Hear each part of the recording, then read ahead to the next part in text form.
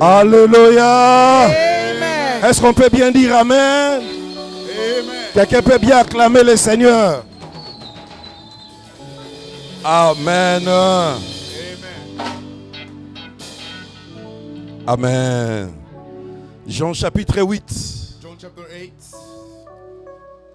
Nous sommes bénis d'être là encore ce matin dans la présence de Dieu. Ça a toujours été un grand plaisir de nous revoir ici en ces lieux. Ne perdons pas nos bonnes habitudes de commencer toujours à temps. Voilà pourquoi j'ai commencé la prédication. Il est 11h. Et nous allons récupérer à la fin du culte. Amen. On va récupérer la louange, la célébration à la fin du culte. Le Seigneur sera glorifié. Je bénis Dieu. Le pasteur n'est pas là ce matin. Et il ne sera pas là pendant 2 mois. Parce qu'il est allé en mission de service. Donc il avait fait ça 4 ans avant, 5 ans. Il était à côté ici à Houston. C'est ainsi qu'il conduisait chaque dimanche 4 heures du temps pour venir prier avec nous. Et cette fois-ci, il est allé un peu loin, dans un autre état. Donc ça fera 2 mois. Il est parti pour le travail. Mais le Seigneur est là avec nous. L'église, tu n'as pas dit Amen. Gloire au Seigneur. Vous l'avez vu ce matin en train de venir, il était ici. Juste pour encore une dose de prière. J'ai prié pour lui hier, le soir. Aujourd'hui, il entre au bureau, j'ai dit, tu cherches quoi? Tu devais déjà être à l'aéroport. Il m'a dit, Père, prière encore. J'ai dit, ok, on prie encore. Et là, la prière, il est parti. Donc si vous ne le voyez pas pendant 2 mois, comprenez qu'il est allé pour mission de service. Il reviendra ici seulement au mois d'octobre, après les élections. C'est important parce que c'est le pasteur de l'église. Comme il va s'absenter pendant longtemps, il faut que l'église soit fixée pour que vous ne vous posez pas de questions et qu'il n'y ait pas de spéculation. Et il m'a dit une chose. Si vous pouvez laisser les lives pour moi. Je sais que vous coupez des fois. Mais je vais toujours être en communion avec mon église. Laissez-les là pour que je suive aussi les messages. On va les faire. Amen. Parce qu'il a plusieurs fois manifesté l'amour envers l'église. J'étais très touché alors qu'il était parti. Chaque dimanche, il venait. Il conduisait. Il était à Houston. Personne ne lui avait imposé ça.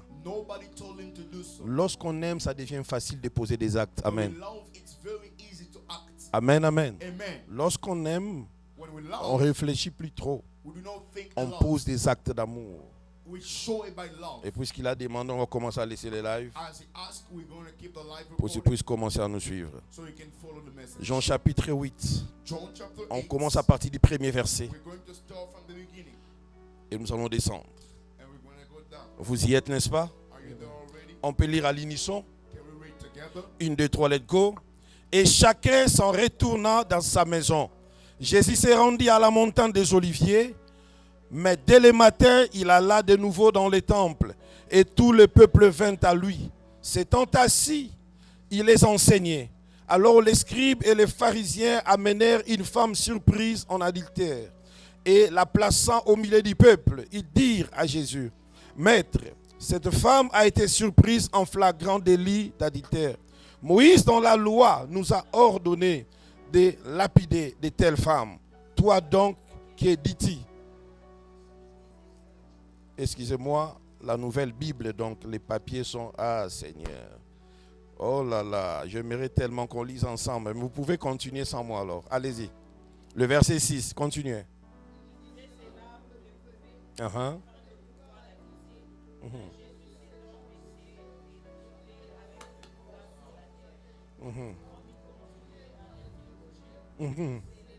Il leur dit que celui de vous qui est sans péché jette le premier la pierre contre elle. Et s'étant de nouveau baissé, il écrivait sur la terre, Quand ils entendirent cela, accusés par leur conscience, ils se retirèrent un à un, depuis le plus âgé jusqu'au dernier. Et Jésus resta seul avec la femme qui était là au milieu. Alors, s'étant relevé et ne voyait plus que la femme, Jésus lui dit, « Femme, où sont ceux qui t'accusaient? Personne ne t'a-t-il condamné ?» Elle répondit, « Non, Seigneur. » Et Jésus lui dit, « Je ne te condamne pas non plus. Va et ne pêche. » Que Dieu bénisse sa parole, nos yeux fermés, on va prier. Joseph, aidez-moi à faire baisser un peu le micro du berger. Sinon, l'église aura du mal à nous écouter. Juste le micro du berger, tu regardes la couleur, tu baisses. Je vais prier pour la parole. Tendre Père, nous sommes là ce matin pour toi. Et nous voulons, Seigneur, que tu nous parles, que tu nous enseignes. Voici, Seigneur, le temps que nous avons consacré pour communier avec ton esprit. Après toute une semaine du travail, de va-et-vient, des appointments, Seigneur Dieu, toute une semaine de stress pour d'autres, toute une semaine de fatigue pour d'autres. Mais Seigneur, nous nous sommes dit que nous allons nous retrouver encore ensemble ce matin pour te célébrer, te rendre gloire, mais aussi pour t'écouter. Car nous savons, il est écrit, l'homme ne vivra pas seulement de pain, mais de toute parole qui sort de toi, Seigneur. Et nous avons compris que nous avons encore une marche à faire la semaine qui arrive. On a besoin de ce pain encore ce matin. Nourris-nous, Seigneur. Nourris notre vie. Nourris notre âme, afin que nous puissions marcher encore cette semaine. Que la gloire, l'honneur, la puissance ne reviennent qu'à toi. Laisse qu'au travers de ces thèmes, que tu accompagnes ces thèmes, mon Dieu, mon roi, par la puissance qui réside dans l'intervention de ton doigt. Nous parlons de ton doigt, Seigneur, en se référant à ce que tu as fait au travers de ton doigt. Laisse que ces choses quittent les écrits sur papier et que ces choses prennent vie en nous. Ce que nous avons lu, que cela se manifeste dans nos vies, afin de te témoigner. Car l'écriture a été inspirée. Ô Dieu des cieux, toi qui autrefois n'avais pas ce corps, mais tu avais pris la chair, le corps, pour rendre visible ce qu'on ne voyait pas. Seigneur Dieu, rends ces écritures visibles dans la vie d'une personne. Que ton doigt relève les défis, que ton doigt fasse cesser les contestations et que ton doigt fasse encore comme ce matin. Au nom de Jésus, nous avons ainsi prié et les saints répondent Amen. Amen. On bénit le Seigneur. Salut celui qui est à côté de toi ce matin. Souriez s'il vous plaît. Vous ne savez pas ce que les gens traversent dans leur vie. Ton sourire peut faire du bien dans la vie d'une personne. Et je te prie encore ce matin de très bien nous suivre. Car chaque jour, il y a une nouvelle dose que le Seigneur donne à son église. Si tu vois que ton voisin veut te distraire, déplace-toi. Ce n'est pas un péché. Déplace-toi, dis-lui c'est le temps pour moi d'écouter le message. Et je vais être concentré pour ça. Le texte de ce matin commence par une accusation, mais aussi par un piège. Berger, are you okay? If not, tell me. That's okay. Ok, va t'asseoir alors. Chaque jour, nous ne venons pas de la même manière à l'église, vous le savez. Alléluia. Yeah. Parce qu'il y a des temps où, durant la semaine, tu as traversé beaucoup de choses. Il y a des temps où, avant de venir à l'église, tu peux traverser beaucoup de choses. Ce n'est pas toujours facile de faire ce que l'on fait exactement chaque jour. Donc, il faut un peu d'indulgence, l'église. Amen. Les jours où vous verrez qu'une personne, il ne fait pas réellement ou bien ce qu'il fait, comprenez. On est humain, on a des familles, nous travaillons, nous avons des amis. Quelqu'un peut avoir une situation qui peut les secouer et ne parvient pas à faire très bien. Je peux prêcher en français, il n'y a pas de souci. You can, so be good, just listen to me. Ok? C'est très important. Le message de ce matin commence par une accusation, mais aussi, vous savez, quand je dis une accusation, j'attendais qu'on interprète. Je me suis rendu compte qu'il n'est pas là. Ok. Par une accusation, mais aussi par un piège. Ça, c'est le texte que nous avons lu ce matin. Notre grand thème du mois, c'est le doigt de Dieu. Dans les manières d'agir de Dieu, parce qu'il y en a plusieurs. Dieu n'agit pas de la même façon dans toute situation. Ça peut être le même problème, mais la manière dont il agira ici, ce n'est pas la même manière qu'il agira de l'autre côté. Ça, c'est notre Dieu. Voilà pourquoi ne soyez pas dépendants d'une formule, mais soyez dépendants de l'orientation du Saint-Esprit. Je peux bien parler à l'église ce matin. Ne soyez pas dépendants seulement d'une foi formule, mais soyez dépendants d'une foi qui est orientée par le Saint-Esprit. Parce que pour le même cas, chez un frère X, Dieu peut agir différemment pour le même cas, mais chez un frère Y. Les jours qui devaient traverser la mer Rouge, le Seigneur a dit à Moïse, soulève ton bâton. Et la Bible dit, toute la nuit, Dieu a soufflé un vent qui a séparé la mer et son peuple était passé. Mais devant les Jourdains, il n'a plus dit à Josué, cherche la verge de Moïse. D'ailleurs, il n'avait pas ça. Il dit aux sacrificateurs d'entrer, de prendre l'arche de portée, d'entrer dans les Jourdains. Et quand ils sont entrés, les Jourdains a cédé, ils ont traversé. Toutes les histoires, les deux histoires parlent de la traversée, mais Dieu n'a pas agi de la même manière. Do you understand? Je ne suis pas contre les gens qui reçoivent des révélations où tout le monde forcément devait faire ça. Je ne suis pas contre ça. Mais je suis pour les gens qui fonctionnent par l'orientation du Saint-Esprit. Lorsqu'on reçoit la direction de Dieu, les choses deviennent faciles. Donnez-moi un bon amen. Alléluia. C'est ça la clé du succès de notre Maître Jésus. Il passait son temps à prier pour agir encore. Jésus n'a pas guéri qu'un seul aveugle de la Bible. Même les aveugles n'ont pas été guéris de la même manière. Bartimée a crié, fils de David, aie pitié de moi. Jésus a dit, qu'est-ce que tu fais? Les gars ont dit, je veux que je recouvre encore la vie. Le Seigneur a dit quoi? Il a prié pour lui, n'est-ce pas? Mais lorsqu'il s'agissait de l'aveugle né, Jésus n'a pas seulement prié, il a jeté la salive, il a fait de la boue, il a appliqué sur les yeux. Frère, ta situation forcément demande une orientation de Dieu. Prends le temps de prier afin que Dieu te donne sa direction de faire. Ça peut être le même problème, mais pour toi ça demande les jeûnes, mais pour l'autre ça demande la louange. Ne suivez personne, car tous n'ont pas reçu la même révélation. Je peux entendre bien ton amen. Je peux bien entendre ton amen. On peut tous avoir la même situation, mais on n'aura pas toute la même porte de sortie.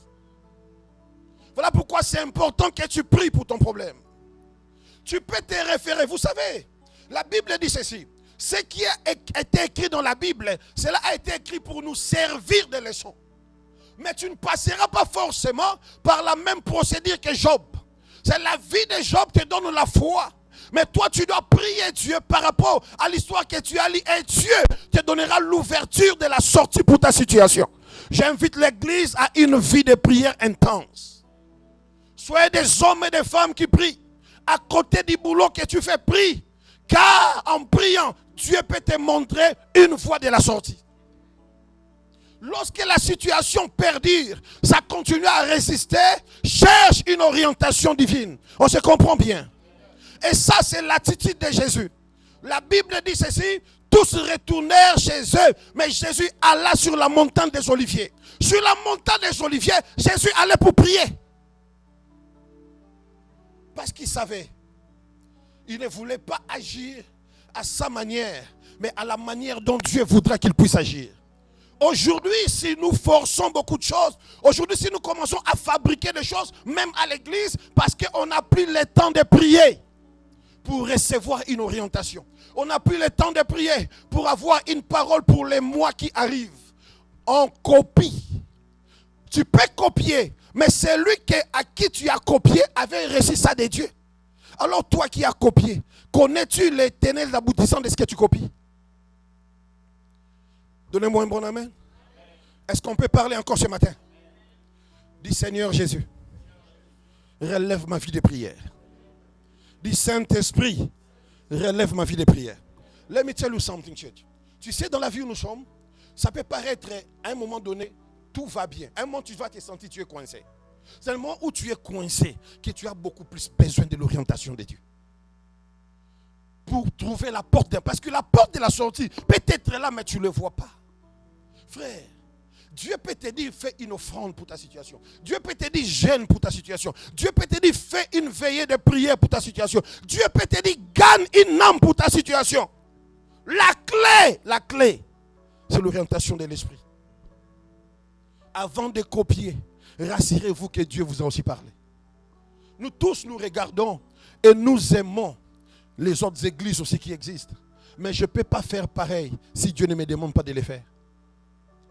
Un enfant de Dieu peut apprécier et s'inspirer. Mais pour faire quelque chose, il faut que Dieu te dise, fais ça. Ce que Dieu te demande de faire a déjà à 90% la réussite. À 100% parce que c'est Dieu qui a dit. La Bible dit ceci, dans 8.1. Et chacun s'en retournant dans sa maison, Jésus s'est rendu à la montagne des Oliviers. Pendant que tous sont rentrés chez eux, mais les gars ici, qui avaient dit à un disciple qui venait, que je te suivrai. Aux disciples là, on a donné ça aux disciples. Les grands thèmes, c'est les conditions à remplir pour être un disciple. Et quand on a parlé de ça, on a dit, il y a un homme, la Bible dit, il y a un homme qui est venu dire à Jésus, je vais te suivre, maître. Le Seigneur lui a répondu quoi? Les renards ont des tanières, les oiseaux du ciel ont des nids, mais le Fils de l'homme n'a pas où poser sa tête. Et nous avons dit, cet homme voulait suivre Jésus, mais en réalité ne connaissait pas la vie de Jésus. Avant de suivre Jésus, il faut connaître Jésus que tu veux suivre. Même dans ce monde, tu suis une personne, mais tu ne connais pas cet homme-là. Suivez Jésus, ne suivez personne. L'église m'entend ce matin. L'église m'entend très bien. Je ne refuse pas que tu aies des coachs, que tu aies des gens qui te parlent, qui te motivent. Mais en tout cas, s'il y a une personne à suivre, c'est Jésus. Et je te prie, si tu veux le suivre, prie, lui dis, révèle-toi à moi, je vais te connaître. L'église est remplie de plein de gens, mais qui ne connaissent pas le Seigneur. Cet homme avait la motivation. Et quand vous regardez dans cette histoire-là, ça je sors un peu de mon message, mais c'est important. C'est là-bas, c'est Jésus. Avant ça, Jésus dit à une personne, suis-moi. Là, c'est Jésus qui appelle, n'est-ce pas? La personne dit, laissez-moi aller enterrer mon père. Mais dans l'autre cas, ce n'est pas Jésus qui l'appelle, c'est lui qui dit à Jésus, je vais te suivre. Et le Seigneur comprend que ce gars, il a les ailes, il a le courage, mais il ne me connaît pas. Je dois lui rappeler qui je suis et voir s'il peut encore tenir. Dieu a plusieurs manières d'agir dans la Bible. On parle de la puissance de Dieu, on parle de la main de Dieu, on parle du souffle de Dieu, mais on parle aussi du doigt de Dieu. Et pour nous, c'est moi, c'est les doigts de Dieu. C'était pendant la fête des tabernacles. Les Juifs ont plusieurs fêtes. La fête des Pâques, la fête des pains sans levain, la fête des prémices, la fête des tabernacles, la fête de quoi encore? La fête des trompettes. Il y en a 7, je crois. 7 fêtes de l'Éternel que Dieu lui-même a instituées en son honneur pour son peuple. Ce sont les fêtes de l'Éternel. J'ai déjà expliqué ça ici. Et pendant ces temps-là, c'était dans la période de fête des tabernacles que ces choses se passent. Jésus prêche au temple. Les gens écoutent. Les gens disent ce n'est pas possible.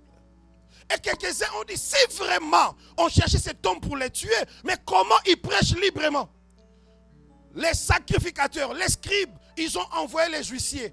Allez-y arrêter cet homme. Mais lorsqu'ils ont écouté Jésus prêcher, ils sont rentrés, ils ont dit aux principaux sacrificateurs, jamais homme n'a parlé comme cet homme. Ils leur ont posé la question. Vous aussi, vous êtes séduits par lui?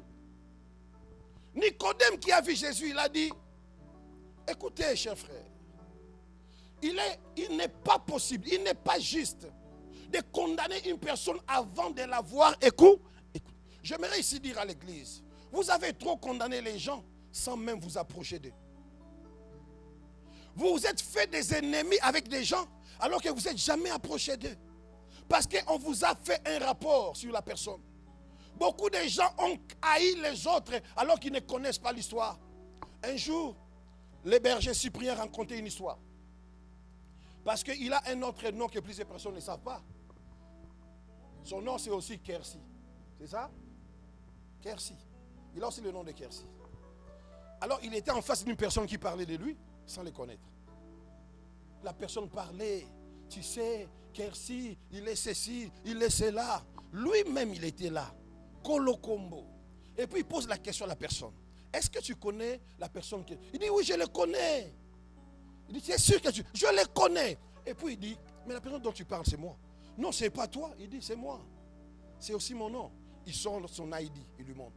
Et la personne dit, bon, ce sont des choses que vous avez rencontrées. On vous a rencontré, mais tu parles de ça comme si tu étais témoin.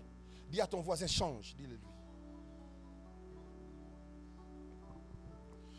Nicodème a dit, il n'est pas juste de condamner une personne avant de l'avoir écoutée. Ils ont dit, oh, messieurs, toi aussi tu es persuadé par lui. Et la Bible dit après ça. Donc puisqu'on n'a pas su arrêter Jésus, après ça, et tous sont rentrés chez eux. Mais Jésus est allé où? Jésus est allé où? Oh là là, Jésus est allé où? Montant de quoi? Pour faire quoi? Parce que à la montagne des Oliviers, c'est l'école de la prière. C'est là-bas. En fait, tu entends montagne des Oliviers. C'est-à-dire, il y avait, quand vous écoutez Olivier, il y a quoi là-bas? Olive, hein? Vous connaissez l'huile d'olive, n'est-ce pas? Hein? Ok. Alors, ce qui produit l'olive, ça s'appelle quoi? Vous comprenez? Donc, c'est la montagne qui est l'école de la prière où on presse. D'une manière spirituelle, c'est là où on presse les olives, n'est-ce pas? Pour que l'huile puisse couler. Jésus est monté, les autres sont rentrés chez eux. Lorsqu'on quitte l'église ici, je ne dis pas qu'après ici, tu ne travailles pas, tu ne fais rien, tu pars à la montagne de Dallas. Non. Mais après ici, tu gardes l'attitude de la présence de Dieu ou bien tu l'oublies. C'est-à-dire, Etikali Nakatia 414 West Euless Boulevard. Euless, Texas 76040. L'adresse de l'église. Est-ce que tu dis, bon, c'est rester là-bas ou tu marches avec ça? Son attitude. Quelle attitude tu prends lorsque tu sors ici? Quelle attitude tu as lorsque on finit les cultes? Es-tu toujours conscient de la présence de Dieu? Ou bien après, si tu te dis, bon, ça va, c'est bon, c'est déjà passé. La Bible dit, alors que chacun est retourné chez lui, mais Jésus est allé sur la montagne des Oliviers. Il a passé la nuit et dès le matin, il alla encore dans les temples. Lorsque les gens l'ont vu venir dans les temples, le peuple est venu pour l'écouter encore. Frère, il était déjà là-bas, il a prêché, les gens étaient étonnés, mais après ces succès-là, le problème avec toi, c'est après les succès, comment tu te comportes. Tu peux m'aider, demander à ton voisin, après les succès, comment tu te comportes. Après un petit succès, comment tu te comportes. Tu oublies même ce qui a fait la force de ton succès passé. Alors qu'il y a encore d'autres défis qui viendront. Tu oublies même que tu auras encore des victoires, des batailles à livrer. Et que tu dois savoir comment encore être victorieux. Comment est-ce que vous faites les choses? Il est allé et le matin, il est rentré au temple. Et lorsqu'il est venu, le peuple est venu. Frère, ce qui attire les gens vers vous, c'est quelque chose de spirituel. Joseph, aide-moi parce qu'il fait chaud. Peut-être que les chantres ont tout chamboulé là-bas. Je ne sais pas. Ce qui attire la faveur, enfin, la faveur de Dieu attire la faveur des hommes. Est-ce que tu le comprends? C'est que ce que tu dois chercher, c'est la faveur des hommes? C'est la faveur de qui? C'est la faveur de Dieu qui attire la faveur des hommes. Tu veux être favorable auprès même de tes chefs, cherche la faveur de Dieu. Plaît à Dieu. Prie Dieu, aime Dieu, sers Dieu. Tu verras que la faveur de Dieu va attirer la faveur des hommes. Mais lorsqu'il vient, il y a encore les peuples qui viennent pour l'écouter. Il a commencé à enseigner. Au même moment, c'est là où nous commençons la prédication, la Bible dit, les scribes. Écoutez, ce n'est pas les peuples. Ce sont les enseignants du peuple qui viennent vers Jésus avec une femme qu'on a attrapée commettant l'adultère.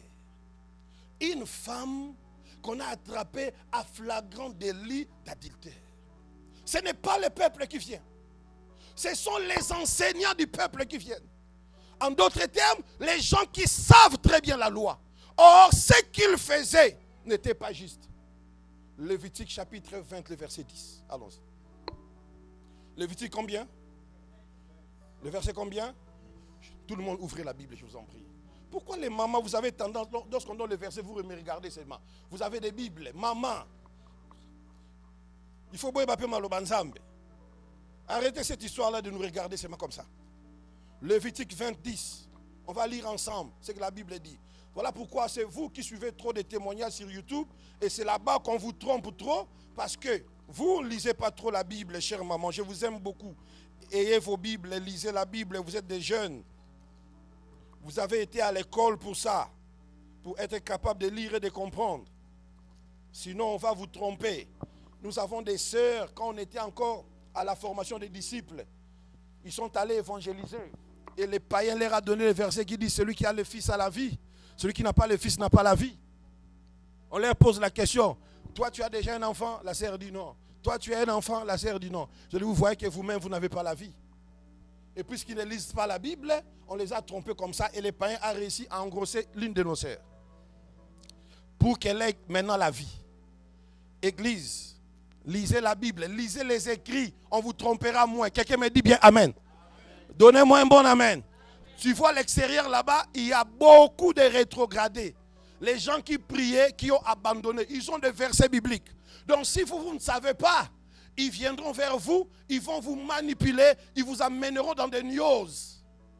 C'est-à-dire la même chose qu'on a écrit, ils manipulent ça, ils changent ça. Vous avez intérêt à écrire ce que nous prêchons et à vérifier dans la parole. La Bible dit quoi? Lévitique 20, 10. La Bible dit quoi? Lisons ensemble. Si un homme commet un adultère avec qui? La femme commet, l'homme commet ça seul, mais il commet avec qui? Une femme mariée. S'il commet un adultère avec la femme de son prochain, l'homme est qui? Qui seront punis de mort? La femme seulement, hein? Les gens qui ont amené là-bas, ils ont amené aussi l'homme. C'était le peuple, les ignorants. C'était les scribes et les pharisiens. Donc ils connaissaient. Parce que c'est ça la base de leur accusation. Lorsque vous lisez la Bible, faites référence à la Bible pour comprendre. Parce qu'ils ont dit à Jésus, voici cette femme. Cette femme ici, nous l'avons attrapée en flagrant délit d'adultère. D'après la loi de Moïse, hein, de telles femmes, la femme doit être là et mourir. Ils n'ont même pas fait mention de l'homme. Bon, l'homme avait fui, je ne sais pas. Parce que des fois, peut-être que l'homme, voilà, a une rapidité et puis il a fui, je ne sais pas. Mais ils n'ont pas fait mention de l'homme. Mais Jésus ne leur pose même pas la question, mais la loi dit que c'est l'homme et la femme qui seront punis de mort. Mais on apporte la femme. Oh, chère femme, c'est vous que nous avons toujours accusé depuis longtemps. Adam, pourquoi tu as fait ça? C'est la femme que tu m'avais donnée. Judas va avec sa belle-fille. Sa belle-fille devient enceinte. Mais c'est sa belle-fille qu'on veut lapider et tuer. Mais cette femme a dit, j'ai quelque chose à dire avant de pousser me tuer. Le propriétaire de cette grossesse, c'est le propriétaire de ces bâtons. C'est le propriétaire de ceci. Et Judas regarde, il a dit, elle est moins coupable que moi. C'est les temps, frères, tous ceux qui vous jugent injustement, que Dieu vous justifie au nom de Jésus. L'église n'a pas dit amen. J'ai dit que Dieu vous justifie au nom de Jésus.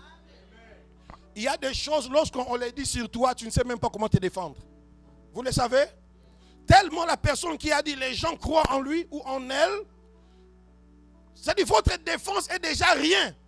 C'est déjà perdu d'avance. Oh, même si personne ne croira à ta défense, que le Seigneur se lève pour te justifier un jour. Beaucoup de gens aujourd'hui sont restés avec des coups dans leur vie parce qu'on a tellement parlé d'eux, il n'y avait personne pour leur défendre. Mais nous avons un défenseur qui existe. On apporte la femme alors que l'homme n'est pas là. Combien de fois les gens avec qui vous étiez ensemble, ils ont parlé de toi, mais ils ont caché ce qu'eux avaient dit. Ça, c'est des choses qui se passent dans le monde où nous sommes. Je prie à Dieu que le Seigneur se lève cette fois-ci et qu'il justifie ce qui lui appartient.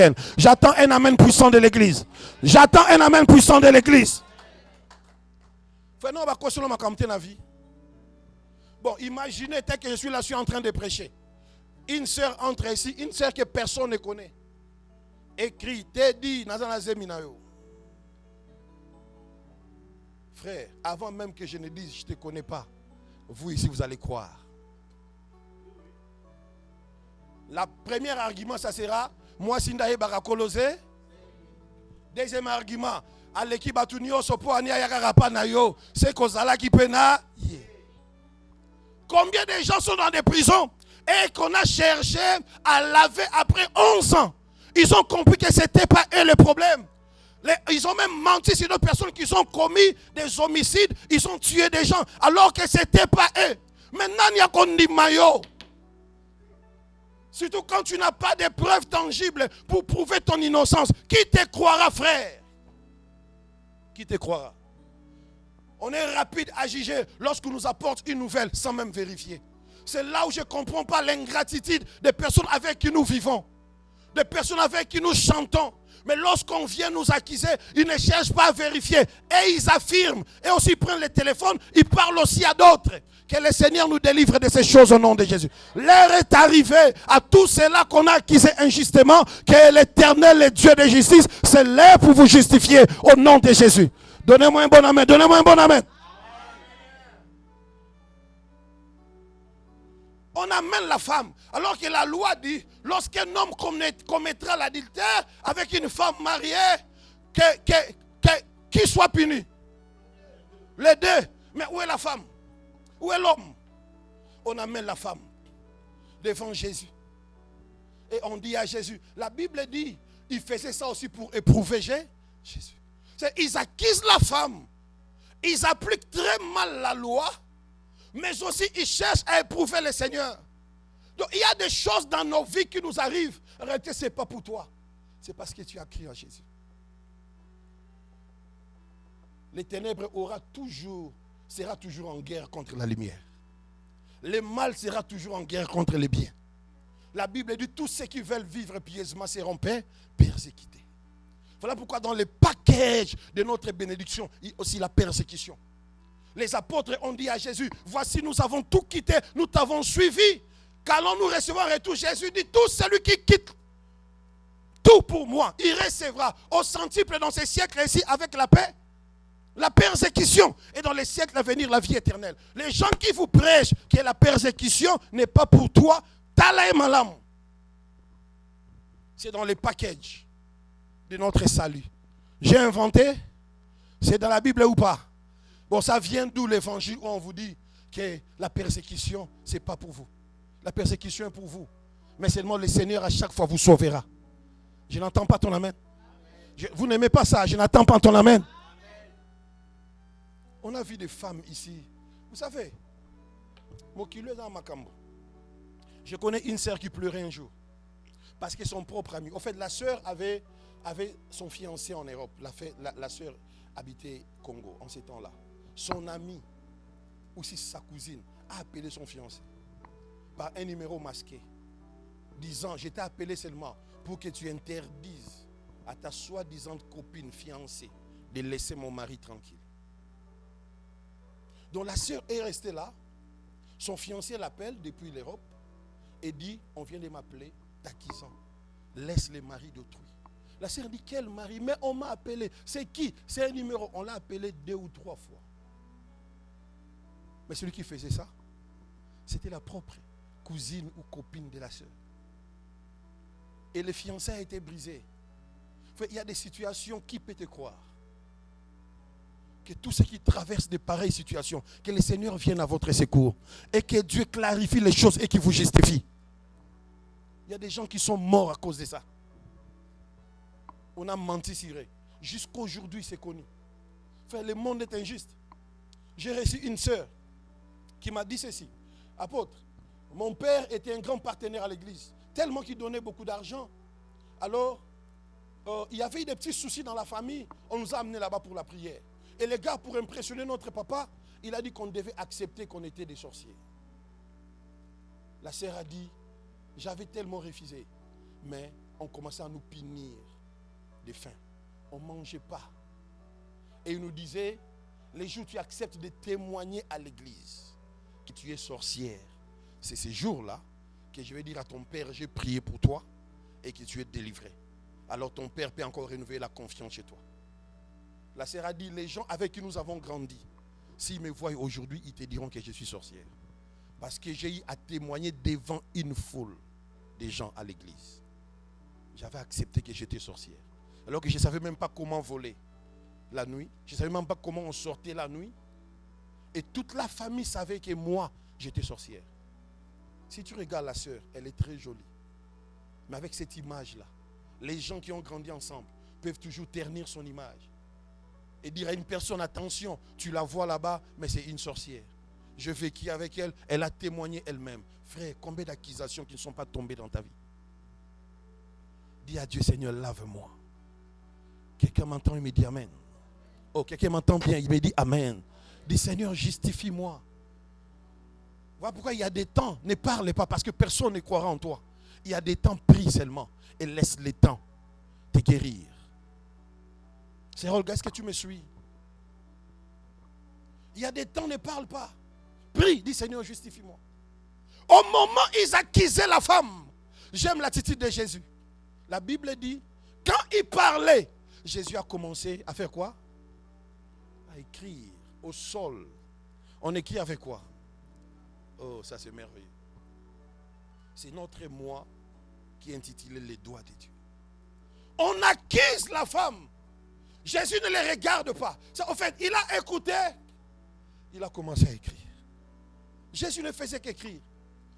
Ce que Jésus a écrit, les prédicateurs peuvent inventer des révélations, mais personne ne sait ce que Jésus avait écrit. Les jours, les doigts étaient sortis, écrivant sur les murs. Là, la Bible dit qu'on avait écrit peser, peser, compter, diviser. Mais ce que Jésus écrivait, personne ne connaît ce que Jésus avait écrit.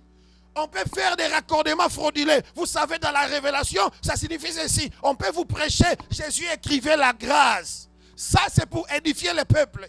Littéralement par là, personne ne sait ce que Jésus écrivait. Il écrit. Ils étaient là.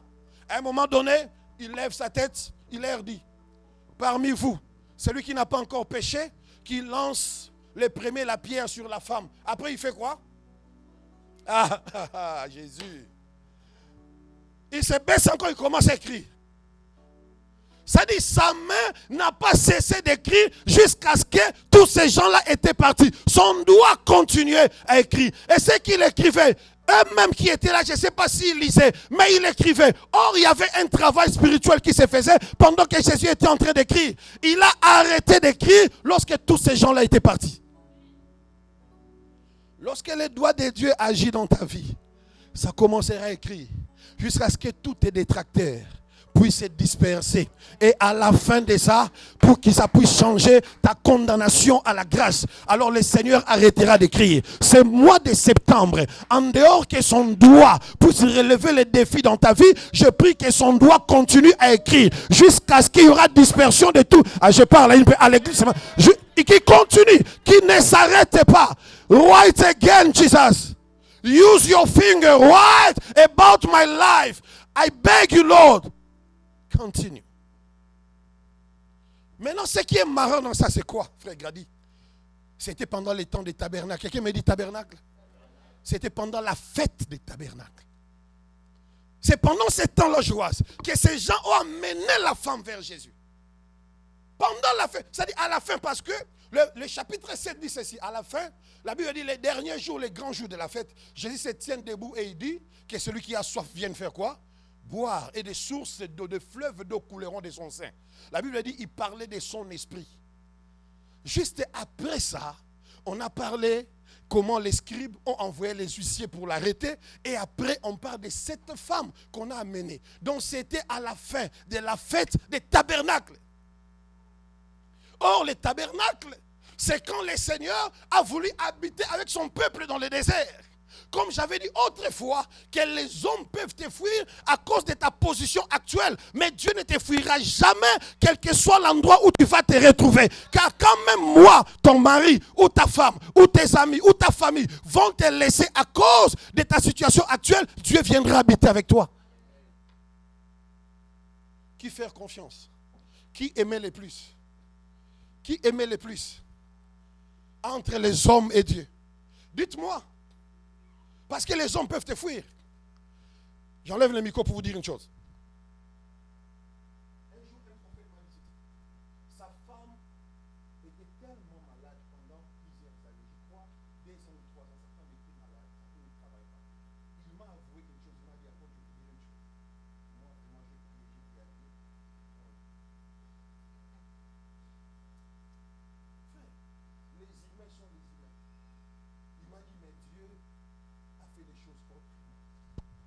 Il a guéri ma femme. Et aujourd'hui, cette même femme lui a donné des autres enfants. Mais lui étant que son mari, il a une personne qui ne travaille pas, une personne qui ne fait rien, dont la charge revient à l'homme. Et puis, il est tout le temps, frère, confiez-vous en Dieu. Oh, donnez-moi un bon amen. Jésus a dit, les gens condamnés, mais Jésus a dit, ceux qui ne haïront pas tant pour moi ne sont pas dignes. L'homme peut changer à tout moment. Tu vois? C'est-à-dire, même la personne sur qui tu as tellement confiance, à cause d'une situation, il peut te dire, je vais bien rester avec toi, mais je suis dans l'impossibilité d'être là. La preuve en est, l'infraction est indue, comme aussi les salis éteints. Si aujourd'hui tu es en prison, ta femme viendra là-bas avec toi. Et puis elle te donnera une bonne raison. Je dois rester avec les enfants. Alléluia. Je dois rester avec les... Frère, aime ton prochain, mais aime Dieu plus que tout le monde. Parce que dans la prison, quand il sera seul, lui sera là avec toi. Tu n'as pas dit amen. Parce qu'ils étaient dans le désert. Mais le Seigneur a dit à Moïse, construisez-moi les tabernacles, je vais habiter au milieu de mon peuple. Dans l'endroit où ce n'est pas vivable.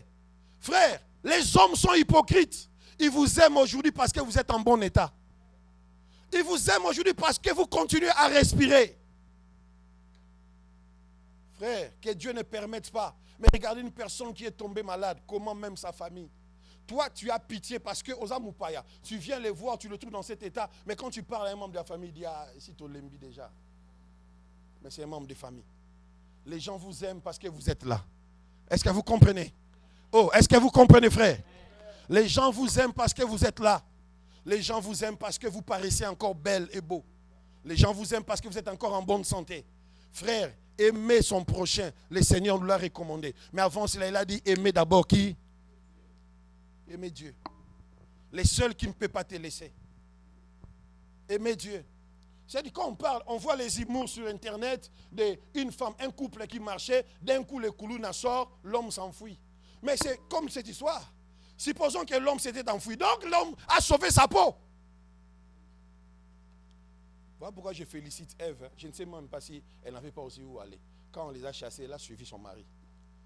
Même dans les chassements. Si ça s'est dit en français.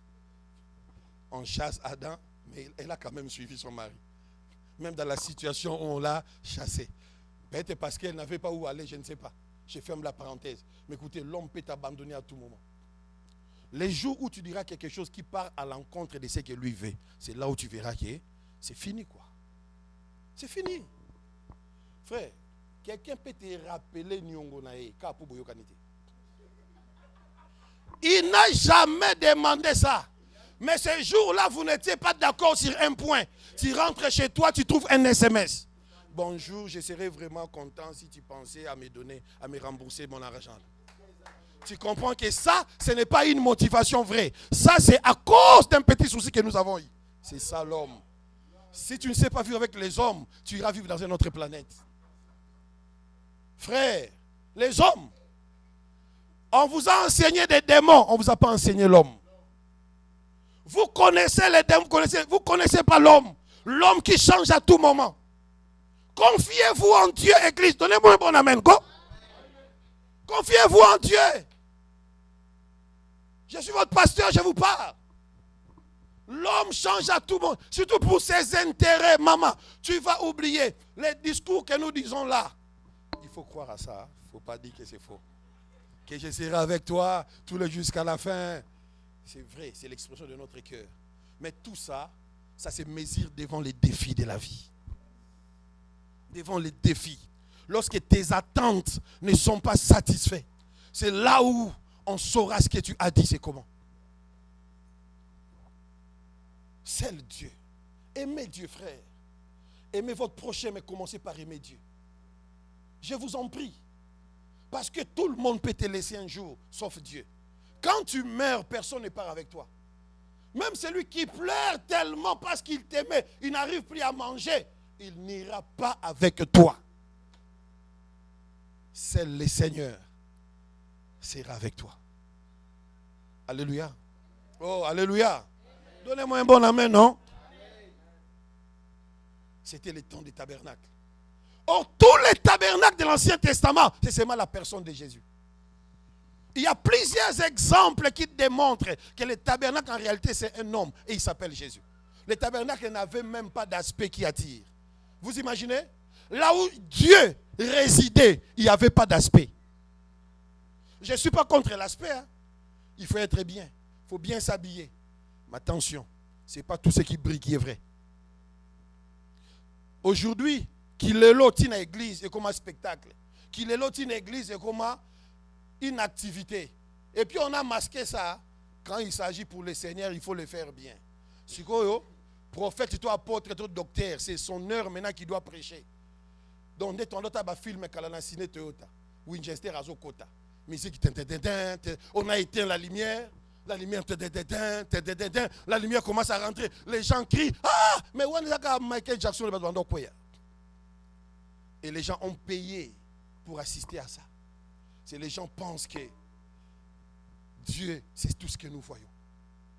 Dieu peut être ça aussi. Mais Dieu n'est pas forcément ça. Lisez la Bible, les tabernacles n'avaient pas d'aspect extérieur qui attire, attirant. Non. Ça dit, c'était un truc, tu peux regarder ça, tu négliges. Mais à l'intérieur habitait un grand Dieu. Les gens qui te regardent, en réalité, ne voient pas celui qui est en toi. Parce que tu n'es pas très attiré. Ésaïe 53 dit, il n'avait ni beauté, ni éclat pour attirer nos regards. Son aspect n'avait rien pour nous plaire. Mais cependant, ne néglige personne si tu ne connais pas la force de son intérieur. Oh, je parle à une personne ici, donnez-moi un bon amen.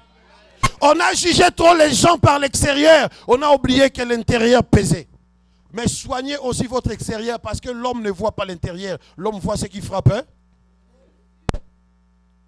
Dis à ton voisin, sois équilibré. Le mal aujourd'hui, papa Jonathan, c'est que beaucoup de gens sont des tombeaux blanchis. On a arrangé l'extérieur de la tombe, mais à l'intérieur, il n'y a plus rien. Ce sont des os, c'est la poussière, c'est pourri. Et beaucoup de gens sont comme ça. Avec...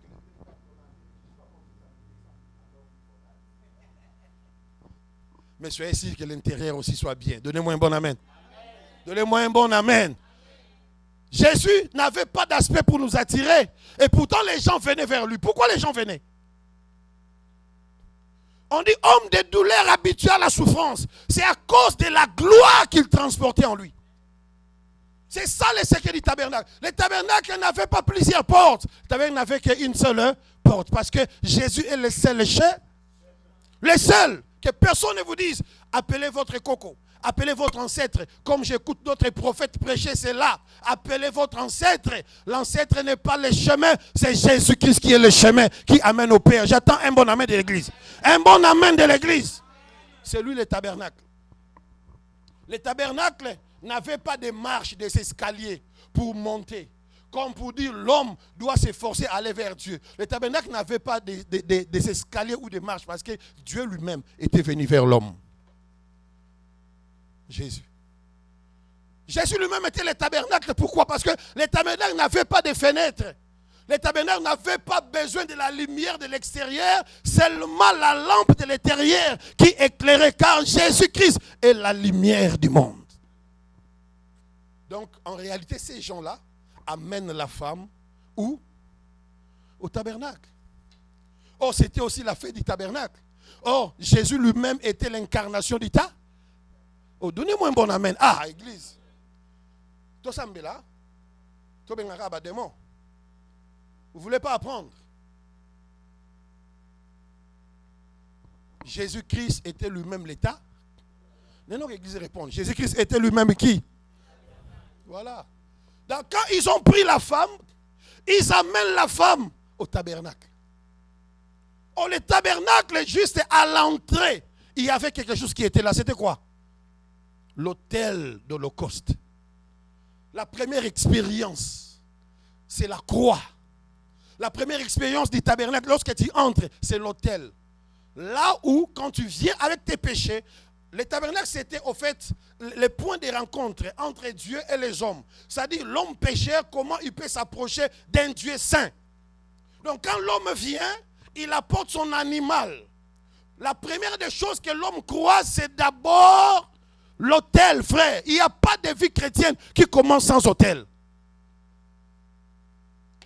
Au réunion des disciples là, le frère Joseph a posé la question. Est-ce qu'un pasteur peut aussi avoir son âme liée? J'ai dit oui, c'est un pasteur que vous appelez pasteur, mais que Dieu ne connaît pas qu'il est pasteur.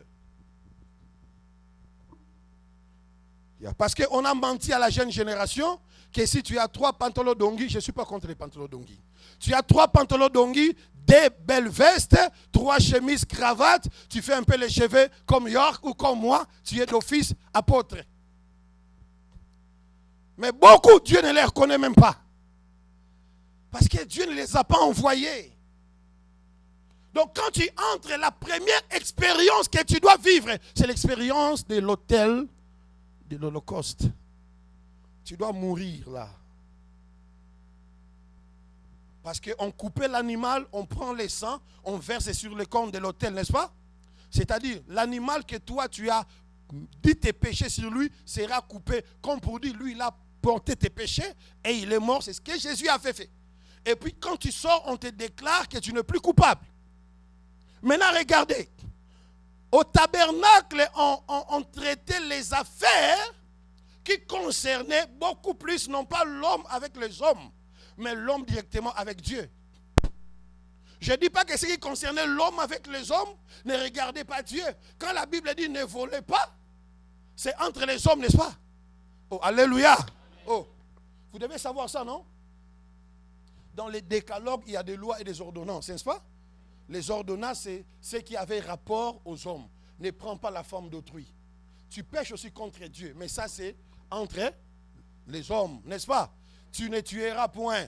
C'est entre les hommes, mais tu pêches contre Dieu. C'était dans les décalogues. Et à l'intérieur, il y avait des lois qui concernaient directement les seigneurs. Honore les jours du Seigneur. Faites ceci. Quand on dit honore ton père et ta mère, c'est entre nous, n'est-ce pas? Maintenant, écoutez. Dieu avait donné dans le livre des Nombres, il a dit ceci au moment d'Israël, donnez 48 villes aux Lévites. 48 villes, 6 villes servira de villes de refuge. Donc si une personne commet l'homicide involontaire, c'est-à-dire il a tué une personne sans que cela soit prémédité, il va courir. Si il entre dans cette ville-là, on ne le fera plus rien. Donc il faut ça en bas. Vraiment, si tu es fort, tu peux courir. Donc les gens avec les ventres comme nous, donc quand tu fais, c'est fini.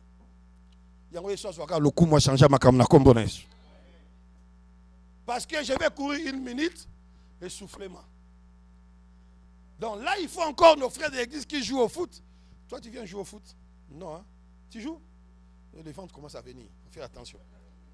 Donc c'était comme ça. Quand tu fuis, tu atteins une ville de refuge, tu es sauvé. Parce que ce sont les anciens qui étaient là-bas. Mais si on t'attrape avant d'arriver là-bas, on te tue. Mais si tu cours, tu atteins le tabernacle, on ne te fera plus. Pour vous dire que la grâce avait déjà lieu depuis l'Ancien Testament. C'est quand tu viens avec ton péché, quand tu entres, les sacrificateurs vont te poser la question, qu'est-ce qu'il y a? Oh non, j'ai fait un problème. Ok. Tu amènes ton animal, tu confesses, on coupe la tête, on verse le sang, tu es libéré. Et quand les sacrificateurs te disaient que tu n'as plus de péché, tu es considéré comme pardonné, personne ne te fera plus quelque chose, même quand tu sortais. N'est-ce pas? Maintenant, là, ce sont les anciens qui géraient ça. Ce n'étaient pas les sacrificateurs. Et maintenant, ils ont amené la femme au tabernacle. Au lieu de l'amener là où les anciens siègent. Ils sont venus. Jésus, le tabernacle. Ils sont venus. Jésus les regardait. Cette femme a fait ceci, elle a fait cela. Son doigt commençait à écrire. Ça écrivait. Son doigt n'a pas cessé d'écrire. Il n'a rien dit. Il a commencé à écrire. Après, il a soulevé la tête. Il a dit, parmi vous, ceux-là qui n'ont jamais connu le péché, qu'ils soient les premiers à jeter la pierre. Il a commencé encore à écrire. Il écrivait quoi? Je sais que beaucoup de prédicateurs disent ce qu'ils veulent sur ça. Il écrivait ceci, il écrivait cela. Il n'y a pas de souci. On accepte, ça édifie les peuples. Il n'y a pas de problème. Parce que dans la prédication, il y a des choses qu'on dit, même si ce n'est pas vrai, mais ça édifie les peuples. Ça passe. Ça édifie les... Mais c'est faux par rapport à la lecture, n'est-ce pas? Oh! Le cours d'herméneutique fait échouer plusieurs pasteurs à l'université. Parce que là, on apprend comment interpréter la Bible. Donc tu peux lire un verset, tu commences à dire autre chose, tu mens. Mais puisque c'est là, ça édifie le peuple, on accepte. Oh, alléluia. Vous n'avez jamais su que c'est comme ça. Il y a des gens, quand ils prêchent, en fait, ils mentent sur ce qu'il a lu. Mais il dit vrai pour vous édifier. C'est le mensonge par rapport à la lecture. Il a péché par rapport à la lecture, mais par rapport à l'édification, il n'a pas menti. Parce qu'il vous dira des choses qui sont vraies. Ne volez pas, ne tuez pas. Mais ce qu'il vous dit là, ce n'est pas ce qu'il a lu. Ça dit, ce n'est pas l'esprit du texte. Hein? Voilà, mal interprété, mais il vous dit des choses vraies. Parce qu'il vous a dit ne tuez pas. Est-ce qu'il a menti? Oh, moi j'ai dit, hein? Ah, Nzambe. Je ne vais pas aller à l'école parce que ce sont des choses. On te donne un texte, un verset, on dit travaille sur ça. Donc tu amènes ça en réalité. Les jurys, et là, les jurys disent que tu nous mens. Mais pourtant, ce que tu dis, ça peut aider l'église. Mais dans l'esprit du texte, tu mens. Sinon, les passés n'allaient pas prendre des 0 sur 10 dans les cours d'herméneutique. Ils ont des 0 sur 10, les 1 sur 10. Parce qu'il a trompé. Et bon, écoutez, quelqu'un qui vient, il vous prêche que David a ramassé les 5 pierres. Les 5 pierres, c'est les 5 noms de Jésus. J-E-S-I-S. L'église dit Amen. Le nom de Jésus va te sauver. Il a menti, le nom de Jésus va te sauver. Mais quand il a dit que les 5 pierres là, c'est le nom de Jésus, il a menti. Vous avez compris? Est-ce que vous avez compris ce que j'ai dit? C'est ça en réalité comment les choses se passent. Mais c'est difficile qu'une personne comprenne parce que les peuples ne lisent pas la Bible. Si vous lisez la Bible, vous allez comprendre ce qu'il dit, c'est pas ça. On appelle ça des raccordements frauduleux. On veut donner la révélation à toute chose, même là où il n'y a pas révélation. Jésus avait touché la cuillère là c'est le Saint-Esprit. Jésus avait bu de l'eau là c'est... Non! Il faut rester dans l'esprit du texte. Est-ce que vous comprenez? Et puis ce qu'on dit, ça a été prouvé dans les Écritures. Jésus et les tabernacles, nous avons prouvé en quelques lignes, même si nous ne sommes pas entrés en profondeur. N'est-ce pas? La Bible dit, Jean a dit ceci, la gloire a habité au milieu de nous, n'est-ce pas? Comme celui de fils de qui? Ce mot-là, habiter, signifie aussi tabernacle. C'est la gloire à tabernacler au milieu d'eux. Voilà pourquoi Jésus-Christ, qui n'est pas sacrificateur, mais le souverain sacrificateur, quand on amène la femme vers lui, son doigt est écrit. Et après, il leur dit, qui de vous n'a pas péché? Vous savez ce qui a fait fuir ces gens-là? La Bible dit quoi? Accusé par, j'aime beaucoup Bergère. Alléluia. Elle était allée étudier, elle a fait longtemps là-bas des études, il faut comprendre. Depuis que je commençais, ne fait que répondre. Je suis fier que tu sois bergère de l'église. Alléluia. Je suis fier parce que quelqu'un peut poser la question. Elle est bergère. Et on n'a jamais vu en train de prêcher. J'ai aimé. On a dit accusé par l'air. Quand on est devant l'autel te dit toi-même, toi tu es péché. Quand on est devant la croix, tu as la pierre à mi boire en amaï. Yé soit et le rotin. Pierre a péché comme Mbissi. C'est le Seigneur. Et comme il était mis à mi boire en amaï. Là, c'est la deuxième fois. La première fois, il a vu seulement les poissons. Il a dit, retire-toi. Pourquoi? Devant Jésus, ta conscience te parle. Parce que c'est devant l'autel de l'Holocauste. C'est là où les péchés doivent être épurés. Donc le Seigneur l'a regardé, il a dit, celui qui n'a pas encore péché, qui lance le premier la pierre. Et il a continué à écrire avec son doigt. Son doigt a continué à écrire jusqu'à ce que, la Bible a dit, ils ont commencé à partir comment? Du plus comment? Du plus comment? Du plus grand jusqu'au plus petit. Hein? Le plus grand dit, moi aussi, il est parti. Parce que des fois, vous accusez des gens parce que vous, on ne vous a pas attrapé. Vous faites trop de bruit parce que vous, on ne vous a pas attrapé. Méfiez-vous des gens que vous ne connaissez pas de près. Tu peux penser qu'il est mieux que ton mari, mais parce que tu ne vis pas avec lui. Tu peux croire qu'il est mieux que ton pasteur, mais parce que tu ne vis pas avec lui. Tu peux croire qu'il est mieux que ta femme, mais parce que tu ne vis pas avec lui. Vous vous voyez de loin. Est-ce qu'on se comprend? Beaucoup de gens parlent trop parce qu'eux, on ne les a pas encore attrapés. Sinon, il sait en lui-même que lui-même aussi, il est dangereux. Jésus a dit qui n'a pas fait, mais son doigt ne faisait qu'écrire. J'aime quand le doigt de Dieu écrit pour ma vie. Ça écrit jusqu'à ce que tous ceux qui m'accusent. Nous vivons dans un monde des accusateurs. Et même en esprit, on a des voix qui nous accusent jour et nuit. Est-ce que vous le savez? On a des voix qui nous accusent jour et nuit. Tes parents ont fait l'air que le mba de la sorcellerie. Maintenant, les voix commencent à réclamer la nuit. Les ayants droit existent dans nos familles.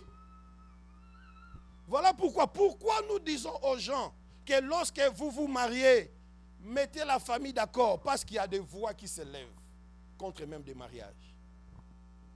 Ma soeur, mon frère, si tu n'as pas encore versé la dot, les États-Unis, le paix qu'on te donne, verse ta dot. Tu n'as pas besoin de faire une grande fête, je t'en prie. S'il n'y a pas de fête, on va prier pour vous, même dans votre maison, même à la fin du culte. Mais donnez la dot d'autrui, pour que les voix ne se lèvent pas la nuit pour réclamer. Vous me comprenez? Oh, est-ce que vous me comprenez? Cet enfant-là n'est pas sorti de lui-même. Cet enfant n'est pas sorti d'elle-même. Elle vient de quelque part. Donc, si tu la reprends avec toi, et que les gens qui devaient bouffer l'argent n'ont pas bouffé, ce sont des voix qui commenceront à parler chaque nuit. S'il a fait des pactes, il y a à l'église. Si tu connais ta marche, bandeko, to sambela, parce que les voix peuvent parler à cause des pactes que tu as fait dans ta marche. C'est ce que vous appelez des réclamations, n'est-ce pas? Oh, est-ce que vous m'entendez? C'est là où j'aime les doigts de Dieu. C'est quand Jésus commence à écrire, toutes les voix qui vous accusent vont se disperser. Et votre condamnation sera annulée à cause du doigt de Dieu. C'est moi ici, je t'en prie. Invoquons le doigt de Dieu. Quelqu'un vient de dire, le doigt de Dieu, c'est le Saint-Esprit. Le doigt de Dieu, on n'en disconvient pas. On ne refuse pas. Mais nous parlons du doigt et de ses effets dans la vie des gens. Qu'il écrive encore. Quand il va écrire, ceux qui t'accusent vont se disperser. Il y a quelqu'un qu'on appelle l'accusateur de nos frères, n'est-ce pas? Vous le savez? Il s'appelle qui? Satan, il est l'accusateur de nos frères. Vous n'avez jamais lu ça de la Bible? Hein? Il n'a pas accusé les gens de la Bible, mais il accuse. Même toi-même, quand tu es là, quand tu pêches, il se précipite pour t'accuser. Lui-même, vraiment, il dit, tu as vu Jérémie. Hein? Maintenant, ce qui rend Satan fou, c'est quand Jésus lui dit, c'est l'affaire familiale. On va régler ça en famille. Pourquoi? Parce que moi, j'avais versé le sang pour lui. Parce que pour lui, on doit te punir.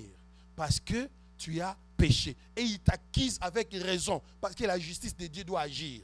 Mais maintenant, le Seigneur vient avec son sang pour te justifier. Les doigts de Dieu. Dis après moi les doigts de Dieu. Ça doit écrire dans ta vie. Pour que les condamnations tombent. Je ne sais pas qu'est-ce qui te condamne. Ta famille ou quoi. Est-ce que c'est ton nom qui te condamne? Parce qu'il y a des gens qui ont des noms qui les condamnent. Il y a des gens qui ont des vies qui les condamnent. Il y a des gens, ils marchent avec des condamnations dans leur vie. Mais le doigt de Dieu est capable d'enlever la condamnation dans la vie d'une personne. Il a écrit et il pose la question. Où sont-ils? Tous ceux qui t'accusaient. La femme a dit, ils sont partis. Il a dit, moi non plus. Je ne te condamne. Moi, je fais quoi? Je te condamne? Va et ne pêche. Il y a un élément que j'aimerais qu'on touche. Ces gens-là sont partis parce qu'ils se sont repentis. Ouais. Ils viennent de la présence de Dieu. Au lieu de profiter en ces temps-là pour dire que Seigneur, aie pitié de nous, nous aussi nous péchons. Et seulement accusés par leur conscience, ils sont partis sans changer de vie. C'est ce que beaucoup de gens font à l'église. Ces jours-là, quand on prêche, ils pleurent, mais ils ne se répandent pas. Il regrette seulement. Accusé par sa conscience, il dit, ah, c'est vrai, hein? Mais il part. Ces gens-là, au lieu de profiter, frère, quand on vient à l'église, on profite de la présence de Dieu. Donnez-moi un bon amen. C'est ici, frère, que tu dois dire tes choses. C'est ici que tu dois manifester. La Bible dit, venez à moi, vous tous qui êtes comment? Et fatigués, je vous donnerai quoi? Mais ces gens-là, accusés par leur conscience, aucun d'eux n'a dit à Dieu, Jésus, pardonne-moi aussi, car je suis un pécheur. Ils sont partis. Parce que Leur tête, ils avaient l'esprit seulement de condamner les autres. L'heure est arrivée. Ceux qui te cherchent à te condamner seront condamnés avant. Donnez-moi un bon amen. C'est impossible de combattre une femme, un enfant et un homme de la promesse et rester sans dégâts. Entre Judas et Jésus, qui a trahi l'autre? Ah, Église, répondez-moi, qui a trahi l'autre? Qui est mort en premier? Mais Jésus était mort erré. Entre Mardoché et Aman, qui a trahi l'autre? Qui a cherché la mort de l'autre? Mais qui est mort en premier? Les gens qui te combattent commettent l'erreur en réalité parce que ce sont eux qui seront condamnés avant toi. Mais toi, tu seras justifié à cause du doigt de Dieu. Merci maman, tu savais bien de le faire et que cela arrive dans ta vie au nom de tous ceux qui disent amen là. Que cela arrive dans vos vies au nom de Jésus. On vous acquise nuit et jour. La nuit, on vous acquise. On ne veut même pas que vous arrivez là où vous êtes. On vous acquise. Ici, on vous acquise là-bas. Mais l'intervention du doigt de Dieu va disperser tous vos accusateurs. Fanda kimia bonde lanza. Yebise ozali nyonso ponanga. Yonde mpole nanga. Yonde mpole nanga. Ozali nyonso ponanga. Dis Seigneur, j'ai besoin de ta main. Il y a des accusations partout. On vous accuse la nuit, on vous accuse en esprit, mais le doigt de Dieu est capable de disperser tous ceux qui vous accusent. On accuse ta famille, on vous accuse de tout dans l'esprit. Et ça bloque, ça part. Est-ce que vous savez, lorsque les gens parlent trop de vous, vous pouvez risquer même un accident? Do you know that? Vous savez que les paroles des gens, ça pèse dans l'atmosphère? Vous ne savez pas? Oh. Il y a des gens, tellement qu'on parle mal d'eux, ne pensez pas qu'ils sont bien. Ils ne sont pas bien. Il y a même des présidents qui prennent des histoires avant de dormir. Il y a même des stars que vous aimez, ils prennent des histoires avant de dormir. Plus les gens parlent mal, ça crée une atmosphère défavorable par rapport à toi. Ceux qui sont dans le fétiche, ils savent comment ils font. Mais toi qui n'es pas dans le fétiche, ça pèse au fait. Les gens tellement parlent mal de toi, il y a des pressions spirituelles. Voilà pourquoi tu as besoin du doigt de Dieu pour enlever la condamnation et disperser tous les accusateurs de ta vie. On va prier Dieu. Mais je crois que le clavier, tu vas bien jouer. C'est toujours le rythme de ta latina. C'est toi qui joues, Samir. Église, je t'invite à la prière cette fois-ci.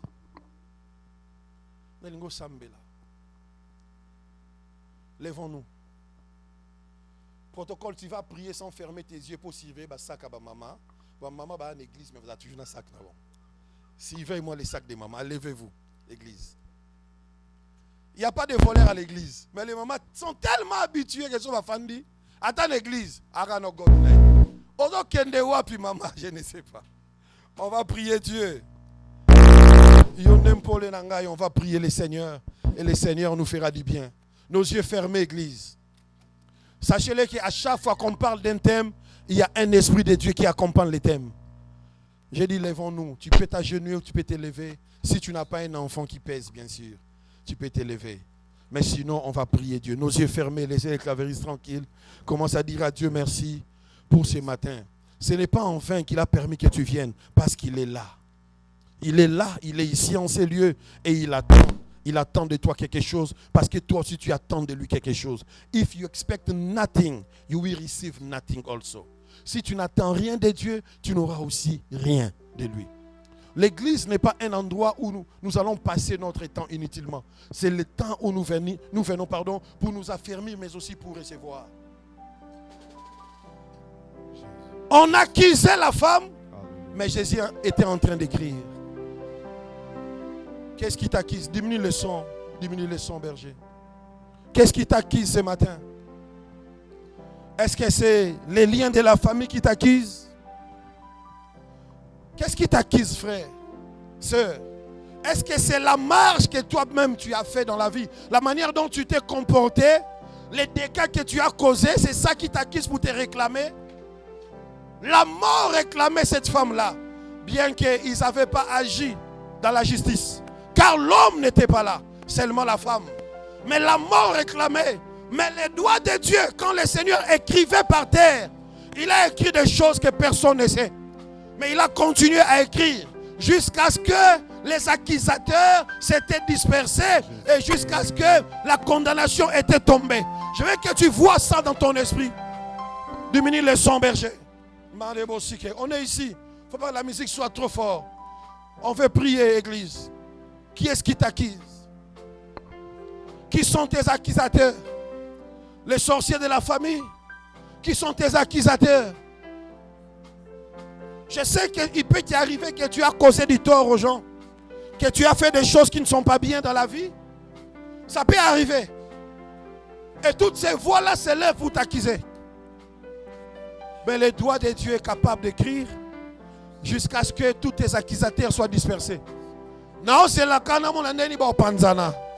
Pour n'abandonner célébrer une colonne à bon. Et je sais qu'ils seront dispersés. La Bible dit, ils viendront par un même chemin, mais ils s'enfuiront par sept chemins. Qui t'accuse dans la vie? Qui accuse Ephrata la nuit comme le jour? Qui accuse Teddy la nuit comme le jour? Qui t'accuse, ma soeur? Je veux que tu pries. Chandare bobo bobo, indalebo sakete lebeko. Yonde pole nanga. Oyo na